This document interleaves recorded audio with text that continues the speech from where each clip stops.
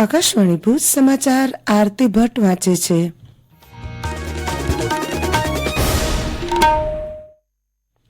નમસ્કાર. પ્રધાનમંત્રી નરેન્દ્ર મોદી ગુજરાતમાં ધોલેરા સહિત આશરે 1.25 લાખ કરોડ રૂપિયાના ખર્ચની સેમિકન્ડક્ટરની 3 યોજનાઓનો આજે વિડીયો કોન્ફરન્સિંગ માધ્યમથી શિલાન્યાસ કરશે. આ પ્રસંગે તેઓ દેશના યુવાનોને સંબોધન કરશે.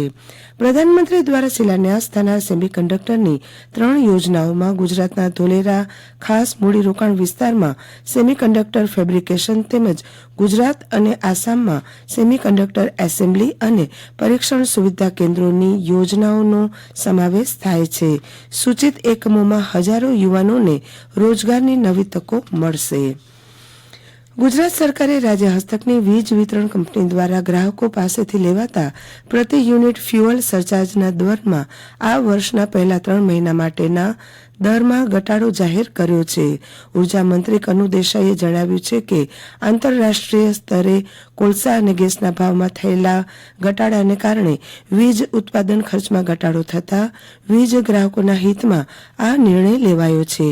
વધુમાં કહ્યું કે ફ્યુઅલ સરચાર્જમાં 50 પૈસાના ઘટાડાના કારણે ગુજરાત ઉર્જા વિકાસ નિગમ લિમિટેડ હેઠળની 4 વીજ વિતરણ કંપનીઓના અંદાજે 1.25 કરોડ ગ્રાહકોને જાન્યુઆરીથી માર્ચ 2024ના ત્રિમાસિક ગાળામાં આશરે 1,340 કરોડ રૂપિયાનો લાભ થશે. લોકસભાની આગામી ચૂંટણી માટે કોંગ્રેસે તેના ઉમેદવારોની બીજી યાદી જાહેર કરી છે. 43 ઉમેદવારોમાં ગુજરાતના 7 ઉમેદવારોનો સમાવેશ થાય છે. કચ્છની બેઠક પર નીતેશ લાલનને પસંદ કરાયા છે. તેઓ ગાંધીધામના વતની છે. હાલે પૂર્વ કચ્છ યુથ કોંગ્રેસના અધ્યક્ષ છે. તેઓ પ્રથમવાર ચૂંટણી લડશે. ભાજપના વર્તમાન સભ્ય વિનોદ ચાવડા સામે જંગમાં ઉતરશે. કેન્દ્રના આરોગ્ય મંત્રી મનસુખ માંડવિયા સામે લલિત વસોયા પોરબંદર બેઠક પરના ઉમેદવાર છે. 2 ધારાસભ્યો ગેનીબેન ઠાકોર બનાસકાંઠા બેઠક પરથી જ્યારે અનંત પટેલ વલસાડ બેઠક પરથી ચૂંટણી લડશે. પોરબંદરથી 185 નોટિકલ માઇલ દૂર મધદરિયેથી 6 પાકિસ્તાનીઓ સાથેની બોટમાં 400 કરોડથી વધુના નશીલા પદાર્થોનો જથ્થો ઝડપાયો છે. ગુજરાત એટીએસ, કોસ્ટગાર્ડ અને એનસીબીના સંયુક્ત ઓપરેશનથી દરિયામાં ઘુસાડવામાં આવતા નશીલા પદાર્થના પ્રયાસને નિષ્ફળ કરવામાં આવ્યો છે. ગુજરાત એટીએસે પત્રકાર પરિષદ યોજી માહિતી આપી હતી કે ધરપકડ કરાયેલા 6 પાકિસ્તાની વ્યક્તિઓ પાસેથી 60 પેકેટ નશીલા દ્રવ્યનો જથ્થો મળી આવેલ છે, જે તમામને તપાસ માટે પોરબંદર લાવવામાં આવશે. ગુજરાત પોલીસ દળ વર્ગ 3 સંવર્ગની 12,472 ખાલી જગ્યાઓ સીધી ભરતીથી ભરવા ગુજરાત પોલીસ ભરતી બોર્ડ ઓનલાઈન અરજી મંગાવી છે. જેમાં બિન હથિયારી પુરુષ પોલીસ સબ ઇન્સ્પેક્ટરની 316 જગ્યા, બિન હથિયારી મહિલા પોલીસ સબ ઇન્સ્પેક્ટરની 156 જગ્યા, જ્યારે બિન હથિયારી પુરુષ પોલીસ કોન્સ્ટેબલની 4,422, બિન હથિયારી મહિલા પોલીસ કોન્સ્ટેબલ માટે 2,178 જગ્યાઓ. આ ઉપરાંત હથિયારી પુરુષ અને મહિલા કોન્સ્ટેબલ, એસઆરપીએફ જેલ સિપાહી પુરુષ અને જેલ સિપાહી મહિલાઓની જગ્યાઓનો સમાવેશ થાય છે.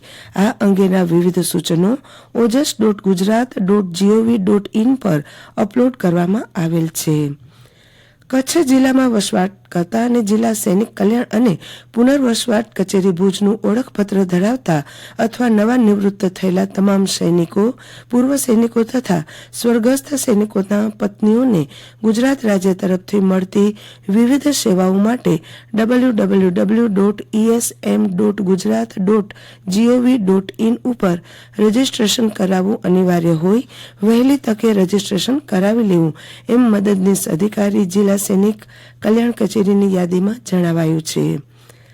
જિલ્લાના નખત્રાણા નજીક આવેલા વિખ્યાત સિદ્ધયોગી ધોરમનાથજીની તપોભૂમિ એવા ધીણોધર ડુંગર સ્થાનકે આજથી 2 દિવસીય પાટોત્સવ અને ધાર્મિક કાર્યક્રમ સહિત મેળાનું આયોજન મેળા સમિતિ દ્વારા કરવામાં આવ્યું છે અને રાત્રિના ભજન અને સંતવાણીના કાર્યક્રમ યોજાશે.